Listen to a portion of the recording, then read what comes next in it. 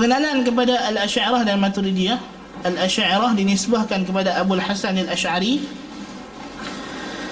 Nama Abul Hasan Al-Asy'ari Ali bin Ismail bin Abi Bishr Ishaq ibn Salim ibn Ismail ibn Abdullah bin Musa bin Bilal bin Abu Burdah bin Abu Musa Al-Asy'ari. Jadi Abu Hasan Al-Asy'ari ini berketurunan daripada Abu Musa Al-Asy'ari radhiyallahu an. Dan di sini poinnya, hujah Asy'ariyah kata Asy'ariyah ni betul ada dua. Pertama, Abu Hasan Asy'ari keturunan Abu Musa Asy'ari. Yang kedua, Sultan Muhammad Al-Fatih yang menakluk Konstantinopel berakidah Asy'ariyah Maturidiyah. Ini yang famous. Bahkan dalam kertas kerja yang dibentangkan dalam salah satu seminar anjuran sebuah jabatan mufti berkaitan dengan akidah Ahli Sunnah, mereka menegakkan hujah Asy'ariyah sebagai Ahli Sunnah berdasarkan dua isu ini. Nabi puji kabilah Asy'ariyin dan Nabi puji orang yang buka kota Konstantinopel. Kan? Sebenarnya itu hujah yang hujah pertama ni kita boleh kira out lah. Kan? Kira out. Ambil contoh mudah lah. Kalau kita nak kira contoh mudah, pengasas gerakan Al-Mukhtariyah, antara cabang-cabang Syiah yang ghulu, Al-Mukhtar bin Abi Ubaid Al-Thaqafi. Al-Mukhtar bin Abi Ubaid Al-Thaqafi yang mendakwa kata dia dapat wahyu dan pengasas kepada aqidah Al-Bada' dalam ajaran Syiah, yang mengatakan Tuhan tidak tahu satu perkara sampai jadi. Wala'iyadzubillah. Adalah anak kepada seorang sahabat, Abu Ubaid Al-Thaqafi. Kan? Tapi anak dia jadi pengasas kepada ajaran kufur. Kan? Dan Nabi sebut, tapi dia berkata hak tu Nabi sebutlah hadis, yakhruju min Thaqif kadzabun mubir, akan keluar daripada Bani Thaqif ni seorang penipu, seorang pembunuh. Al-kadzab huwa al-Mukhtar wal mubir huwa al-Hajjaj. Kan ulama kata kadzab ni Mukhtar, yang pembunuh ni adalah Hajjaj. Kita tengok firqah-firqah yang lain, bahkan ada di kalangan mereka Ahlul Bait. Kan? Seperti Muawiyah yang muncul di akhir zaman, seorang lelaki bernama Muawiyah yang muncul di akhir zaman Abbasiyah, asalnya seorang daripada kalangan Ahlul Bait. Kan? Jadi tidak bermakna Nabi puji kabilah Al-Asy'ariyin semua orang dalam kabilah tu baik. Kalau itu orang Yaman, Zaidiyah lebih aula akan dakwah macam tu. Sebab Nabi kata al-imanu Yaman wal hikmah Yamaniyah. Zaidiyah buat hadis itu bungkam Asy'ariyah. Kan nak kira lagu tu kami lagi betul, kami pemerintah Yaman ni. Dia kata, kan?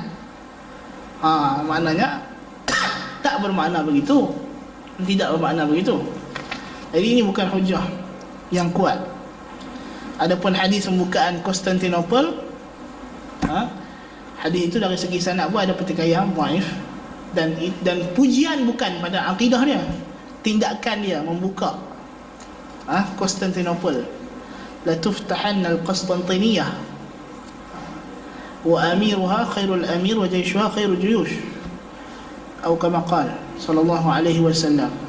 Jadi dia tidak merujuk kepada akidah si fulan ini, dan dia pun bukannya seorang ulama Asy'ariyah. Kalau Muhammad Al-Fatih ni alim mazhab Asy'ari, ada tulis kitab, okey juga, boleh terima lagi hujah tu. Tapi dia ni orang awam yang telah dipengaruhi oleh guru-guru dia je, kan, dari segi agama, walaupun dia seorang ahli politik. Hari ini bukan hujah yang baik. Baik.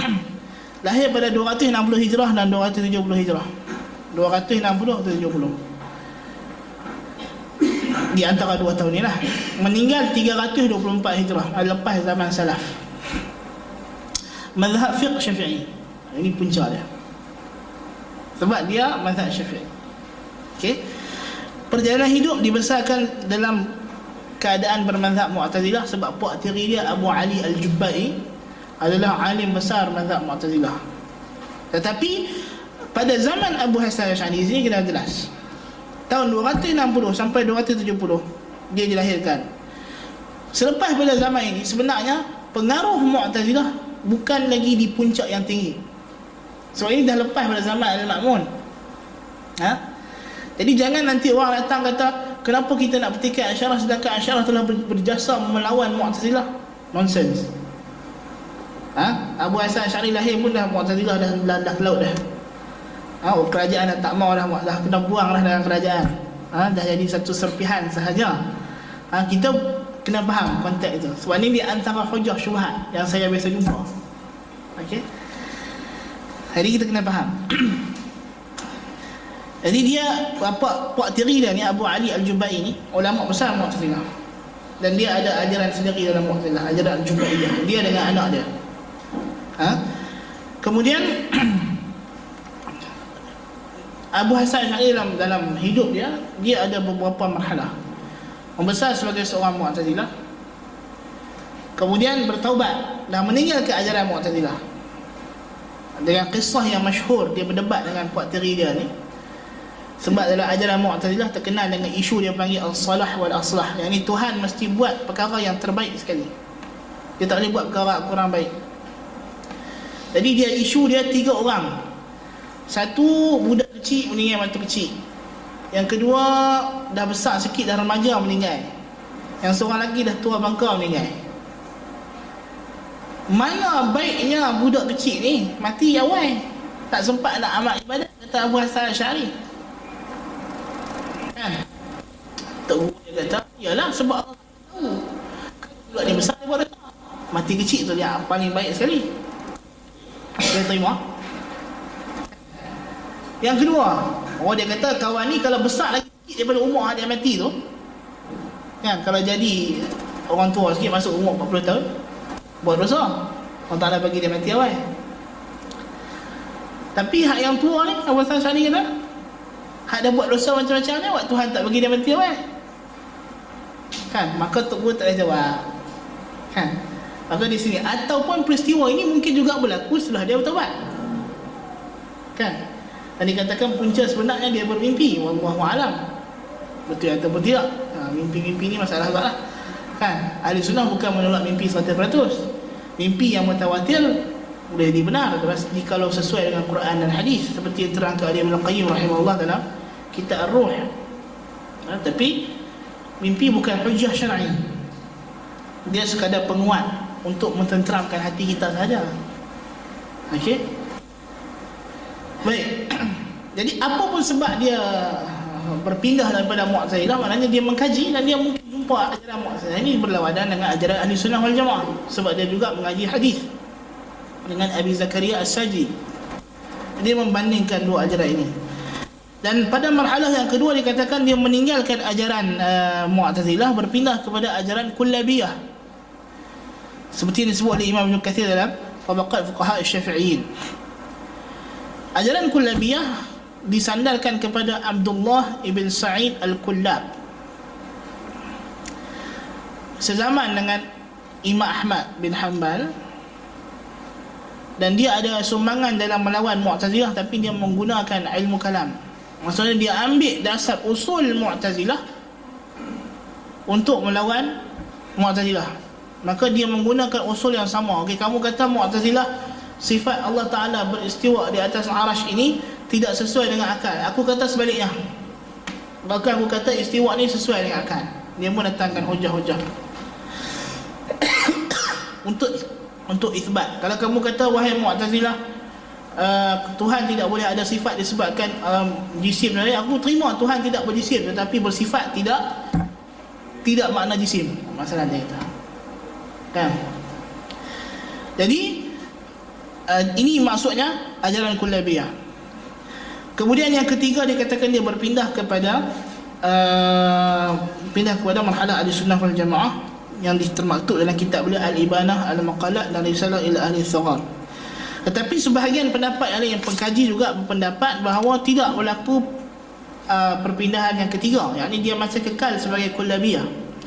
Tetapi pandangan sebab apa kita masih mendapati di dalam maqalah Abu Hasan Al-Asy'ari, maksudnya kecenderungan kepada takwil, seperti dalam Risalah ila Ahli Saghar beliau mentakwilkan ghadab, sifat marah Allah Ta'ala sebagai iradatul intiqam.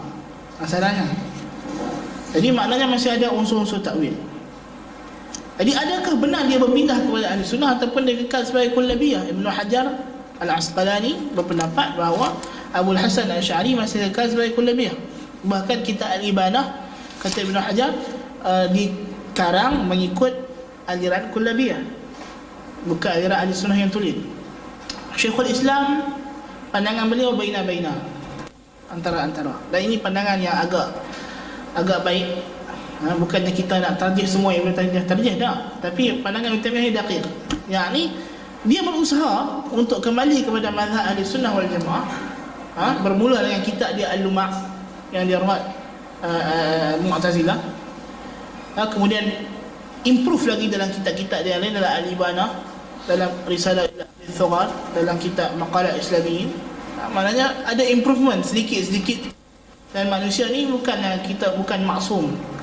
Jadi maknanya Abu Hasan Al-Asy'ari rahimahullah ta'ala untuk meninggalkan ajaran Asy'ariyah, ajaran Mu'tazilah, dan kembali kepada ajaran salaf. Tetapi masih ada dia punya kesilapan yang membentuk, yang akhirnya zallat ini, kita kegelinciran alim ini, yang daripada sinilah akhirnya membentuk fikrah Al-Asy'ariyah, dan mereka menyandarkan diri mereka kepada Abu Hasan Al-Asy'ari, kepada benda ini. Jika kita tengok di sini, Az-Zahabi sendiri menyebutkan bahawa dan pengikut-pengikutnya yang dinamakan Al-Kullabiyah telah bertemu dengan sebahagian mereka Abu Hasan Al-Asy'ari ketika dia membantah Jami'ah ni. Imam Az-Zahabi mensabitkan bahawa Abu Hasan Al-Asy'ari berjumpa dengan Atba' Al-Kullabiyah. Demikian juga kata Ibnu Hajar di atas jalannya, yakni Ibnu Kullab Al-Asy'ari mengikut dalam mengarang Al-Ibanah. Dan kata Syekhul Islam Ibn Taimiyah, aku sentiasa menegaskan perkara ini terhadap Al-Hanabilah dan aku tahu Al-Asy'ari walaupun asalnya adalah anak murid kepada Mu'tazilah, dia adalah pada asalnya anak murid Al-Jubaiyah, lalu condong kepada jalan Ibnu Kullab. Dan dia juga belajar usul hadis daripada Abu Zakaria As-Saji di Basrah. Kemudian datang ke Baghdad, lalu belajar dengan para Hanabilah di Baghdad beberapa perkara lagi, dan itulah akhir peringkat hayatnya seperti mana yang dinyatakan oleh dia sendiri dan para mengikut dan kitab-kitab mereka. Yang ni Ibn Taimiyah mengakui bahawa memang Abu Hasan Asy'ari kembali kepada ahli sunnah wal jamaah, tapi ialah kesilapan, kesalahan serba sedikit itu bukan di bawah, maksudnya manusia tidak maksum lah kita kata kan. Maka yang penting Abu Hasan Asy'ari asalnya Mu'tazilah, kemudian dia kembali kepada Kullabiyah. Kata, jadi apa dia Kullabiyah? Kata Imam Az-Zahabi rahimahullah, sedangkan lelaki ini, Ali bin Kullab, adalah ahli kalam yang paling hampir dengan ahli sunnah. Dia paling hampir bukan ahli sunnah. Bahkan dia dianggap pada pendapat mereka, dan dia pendapat Al-Quran itu berdiri dengan zat Allah tanpa berkait dengan qudrat dan kehendak Allah. Dan ini adalah pendapat yang tidak pernah disebut siapa pun sebelumnya sama sekali. Yang ni Abdullah bin Sa'id bin Kullab, masa dia berdebat dengan Mu'tazilah, isu yang paling panas sekali ialah Al-Quran. Al-Quran ni makhluk ataupun tidak? Al-Quran kalamullah ni tak ada perdebatan lah. Memanglah Al-Quran kalamullah, kan? Kata Mu'tazilah bukan kata Quran kalamullah, dia tak kata Quran kalam Muhammad. Kalam Muhammad ni musyrikin. Tetapi apa makna kalamullah? Mu'tazilah kata kalamullah maknanya makhluqun lillah, yakni dicipta oleh Allah Ta'ala. Ini maksud dia berkata, maknanya Allah Ta'ala cipta kalam fi mahallin munfasilin an dhatihi ta'ala. Allah Ta'ala cipta kalam dia pada tempat yang terpisah daripada zat dia. Yakni kalam yang bercakap dengan Nabi Musa itu ialah kalam Allah yang Allah cipta pada pokok untuk bercakap dengan Musa. Dia kata itulah. Jadi maknanya Allah Ta'ala tak ada kalam langsung. Al-Asy'ariyah dan Al-Maturidiyah, Al-Kullabiyah asalnya mengatakan Allah ada sifat kalam. Yani Allah ada sifat dan dia bercakap, ada sifat bercakap. Ada sifat bercakap. Ada sifat bercakap. Ada kekuatan untuk bercakap. Hanya Allah Ta'ala bukanlah seorang yang tidak ada kemampuan bercakap, tapi Allah Ta'ala itu ada kemampuan. Bukannya zat yang tidak ada kemampuan bercakap. Bahkan kata Kullabiyah, Allah adalah zat yang memiliki kemampuan untuk bercakap. Tak faham betul ni? Habis itu kata Mu'tazilah, Al-Quran ni ada huruf. Alif, lam, mim. Huruf juzuk. Alif lain, lam lain, mim lain. Nabi sebut man qara'a harfan min kitabillah falahu ashru amsalha. Maka digandakan, atau kama qala sallallahu alaihi wasallam, Al-Quran ini diberi 10 kali ganda pahala setiap kali satu huruf. Nabi kata alif lam mim bukan satu, tapi alif satu huruf, lam satu huruf, mim satu huruf. 3 huruf yang asing. Jadi dia kata kalau macam tu kamu mengatakan Allah Ta'ala ini ada juzuk dan tabaud, ada juzuk dan bahagian. Allah tak satu, dia ada juzuk. Dah pening pula. Oh, tadi kamu dah, tapi masalah dia mana? Kullabiyah bersetuju dengan kaedah Mu'tazilah bahawa Tuhan itu tidak berjuzuk dan sifat adalah juzuk. Di sini masalah dia. Bahawa dan Mu'tazilah, isu dia yang besar apa dia? Dia bersetuju dengan pendapat Aristotle yang mengatakan bahawa al-illatul ula jauharun basir. Illah pertama ini jauhar ringkas yang tidak boleh ada dulu. Siapa abang? Kan ini akal-akalan saja. Aristotle bukan Nabi, tak dapat wahyu. Dia duk kaji pokok, kaji binatang. Lepas tu dia tengok binatang ni bergerak, pokok ni bergerak. Pokok bergerak ke atas, batu bergerak ke bawah. Kan? Pasal apa batu gerak ke bawah, pokok gerak ke atas? Kalau kita ni, pasal apa pokok naik ke atas? Sebab cahaya matahari orang kata.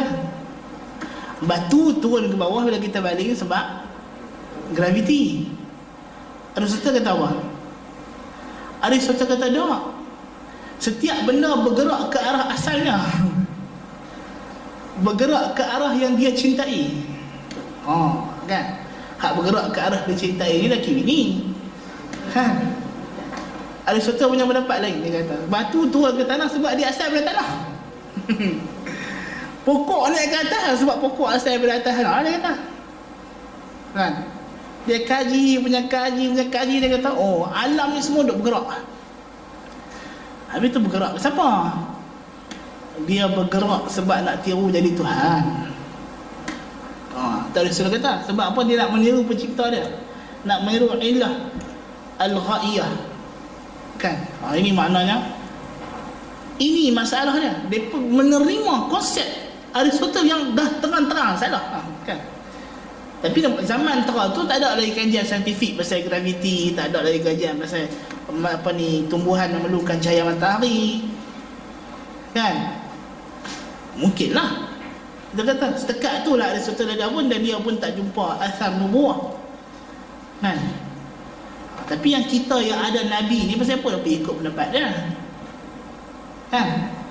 Sebab tu kita kata orang yang nak kembali kepada falsafah ni, dia cuma nak kembali, cuba bayangkan falsafah ni bila zaman Yunani kuno sebelum Nabi Isa. Kan? Sebab itu kita hidup dalam zaman elektronik, kereta api laju, nak lancar bas elektrik pula. Kan? Takkanlah pemikiran nak ikut Yunani kuno tu. Lawak juga kan zaman-zaman luar ni. Kan? Kita hidup dalam zaman moden, baju nak moden. Cuba suruh pakai baju macam Aristotle pakai, selipang gitu ya. Mau? Kan? Seluar tak pakai, apa tak pakai. Tak mau lah. Suruhlah pakai baju macam Aristotle kan. Pakai baju macam Plato, macam orang yang Greek Yunani kuno tu. Tak mau. Pergi dulu dalam rumah buat pada batu, tak ada elektrik, tak ada apa. Tak mau pula. Akidah dia pun nak buat apa? Akidah kuno, kolot, primitif. Ini masalah. Kita suka benda akidah primitif. Dan akidah kita ni Allah Ta'ala buat turun main. Begitu fresh dan segar. Al-Quran ni seolah macam baru turun tadi. Tak berubah walaupun satu huruf. Aristotle tu, kita pun tak tahu betul ke kalam mak mereka duk kata Aristotle kata tu betul ke tak kalam dia. Mereka tak tahu. Betul ke buku tu dia tulis, kita tak tahu. Entah siapa tulis berkata buku Aristotle. Kemungkinan pun ada. Jarak dah lama dah. Tak ada siapa jaga buku dia macam mana. Dan Aristotle pun bukan tulis buku macam tu. Dia tulis pun kertas-kertas ya. anak murid dia yang pandai-pandai main susun, ikut dan dia je, bukan untuk guru dia habaq, ni yang botak sini, tak kan. Ini maknanya isunya ialah Mu'tazilah tadi beriman dengan falsafah, tapi mereka nak tolak falsafah tapi dengan dasar falsafah. Demikian juga Kullabiyah nak tolak Mu'tazilah tapi dengan dasar Mu'tazilah. Jadi isu kalam ni tadi, kamu dah beriman kata Tuhan ni illah al-ula ini dia mestilah jawhar basit. Kalau kamu kata Quran ni kalamullah ghairu makhluq, Allah Ta'ala yang bercakap dalam Quran, maknanya Allah Ta'ala ni ada juzuk, sebab ada alif lam mim, zalikal kitabu la raiba fih hudan lil muttaqin, ada awal ada akhir, bermula dengan Al-Fatihah berakhir dengan surah An-Nas, ada awal dan akhir. Oh, dia tak boleh jadi kan. Jadi Asy'ariyah kata okeylah, kami setuju, Kullabiyah kata kami setujulah hak ayat alif lam mim ni makhluk,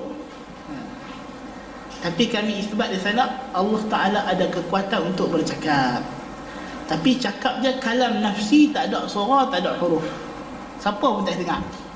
Oh, habis tu hak Nabi Musa dengar siapa bercakap.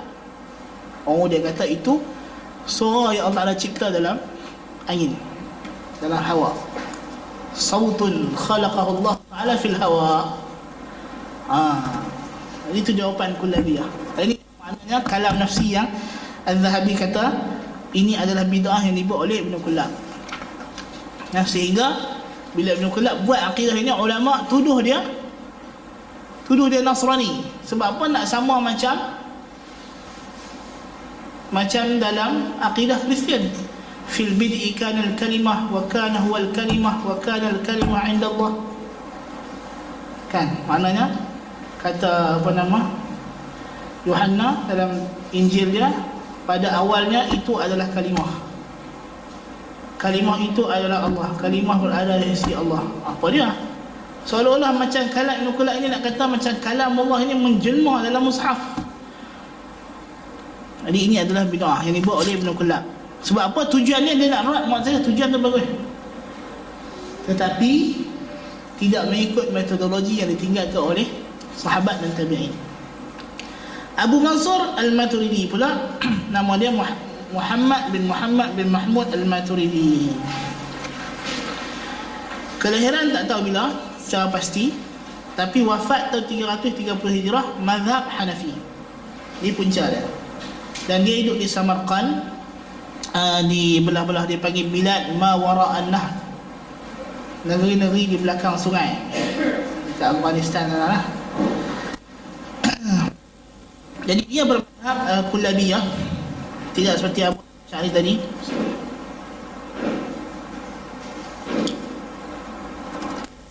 Dan perlu kita fahami bahawa mazhab Abu Hanifah setelah wafat beliau, golongan Al-Hanafiyah berpecah kepada beberapa jenis golongan, seperti yang disebut oleh Al-Laknawi. Al-Laknawi dalam Ar-Raf'u wa Takmil fil Jarh wa Ta'dil, dia kata Hanafiyah ni telah memecah kepada ada yang Murji'ah, ada yang Syiah, ada yang Mu'tazilah. Sebab apa Mu'tazilah? Sebab apa Syiah? Sebab cucu Abu Hanifah Ismail bin Hamad qadhi kepada Al-Ma'mun. Qadhi kepada Al-Ma'mun, dan dia di antara pendukung ajaran yang dibuat oleh Ma'mun, iaitu Syiah Mu'tazilah. Sehingga dia mendakwa kata inilah akidah Abu Hanifah. Ulama Islam kata bohong, akidah engkau betul, akidah Abu Hanifah bukan. Mustahil. Dan sebab itu kalau kita tengok ulama menjadi pertikaian yang besar terhadap kitab-kitab akidah disandarkan kepada Abu Hanifah, seperti Al-Fiqhul Akbar, Wasiyah Kubra. Ada ulama yang menafikan 100%, ada yang mengatakan kitab ni memang Abu Hanifah tapi telah ditukar tambah oleh golongan terkemudian. Baik. Tetapi masih ada golongan Hanafiyah yang membawa panggil ahli sunnah, seperti Al-Imam Abu Ja'far Al-Tahawi, pengarang kitab Aqidah Tahawiyah yang sezaman dengan Abu Mansur Al-Maturidi. Ada Aqidah Tahawiyah masyhur. Jadi tapi Abu Mansur Al-Maturidi tidak dikenali, melainkan dia ni di negeri-negeri di belah Samarkand. Dan kalau kita tengok ajaran-ajaran ilmu kalam ni muncul di belah-belah sini, dan dia bergiat, berkembang di sebelah sini, di sebelah timur. Ajaran-ajaran yang menyelisihi ajaran salah ni, dia muncul di sebelah timur, di sebelah haitsu tatlu'u qarnu syaitan. Daripada Iraq sampai ke kita lah, kan. Jadi maknanya di sini dah berkembang hati, sebab mereka jauh daripada negeri wahyu. Jauh daripada negeri wahyu. Dan kita akan sebut nanti Asy'ariyah yang di sebelah timur lebih ekstrim daripada Asy'ariyah di sebelah barat. Maknanya di sini aktif dengan falsafah. Sebab apa? Sebab dia negeri falsafah. Iraq, Iran, India, tempat-tempat di mana berkembangnya fikrah-fikrah al-afkar al-falsafiyah ini. Sebab itu dan mereka ini membawa fikrah, manhaj. Okey? Bahkan falsafah Yunani pun diambil daripada falsafah Mesir. Bukan orang Yunani yang buat. Dia datang daripada belah-belah sini.